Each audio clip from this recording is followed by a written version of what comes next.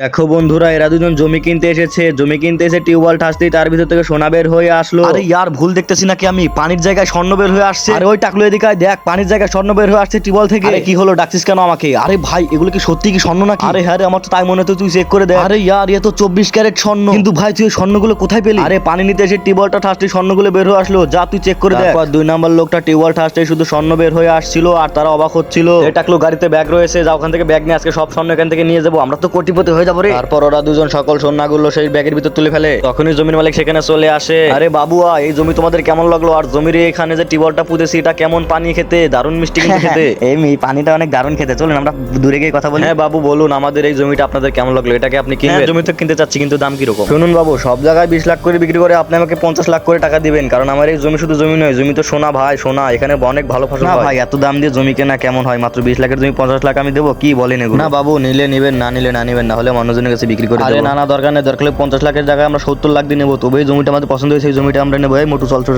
কথা আছে। চাঁদের মনে হয় ধীরে ধীরে ফেসে যাচ্ছে, আমার তো শুধু লাভই লাভ হবে। পাগল, এভাবে কেউ জমির দাম না করে। আমরা তো এই জমিটা কিনে তো কোটিপতি হয়ে যাবো। যে স্বর্ণ বের হচ্ছে টিউবওয়েল থেকে, তুই আর মানা করিস না, চল এই জমিটা আমরা কিনে। তুই যে 70 লাখ টাকা বললি, কিন্তু আমাদের কাছে তো মাত্র 20 লাখ টাকা ক্যাশ আছে। আরে 20 লক্ষ ক্যাশ আছে, তাতে কি হয়েছে? আমাদের এই গাড়ির দাম 50 লক্ষ টাকা। চল গাড়িটা আমরা দিয়ে দিই, তাহলে 70 লক্ষ টাকা মেকআপ হয়ে যাবে এবং জমিটা আমরা পেয়ে গেলে আমরা কোটিপতি হয়ে যাবো। হ্যাঁ হ্যাঁ, তুই ঠিকই বলেছিস। চল ঠিক আছে, আজকে থেকে তাহলে এই জায়গাটা তোমাদের, তোমরা এখানে থাকো। আরে ওই টাকলু লোকটা চলে গেছে, চল সকল স্বর্ণ এবার বের করে নেই। আরে পাগলা, আরো একটু জোরে টিপ দে, তাহলে স্বর্ণ বের হবে। জোরে জোরে টিপ দে। আরে আমি তো অনেক জোরে জোরে টিপ দিচ্ছি, কিন্তু স্বর্ণ তো বের হচ্ছে না। একটি বলটাকে ভুয়া নাকি রে ভাই? আরে ভাই, আমাদের তো সর্বনাশ হয়ে গেল ভাই, 70 লক্ষ টাকা লস হয়ে গেল ভাই। লোকটা আমাদের বোকা বানিয়েছে ভাই। তোর জন্য টাকলু।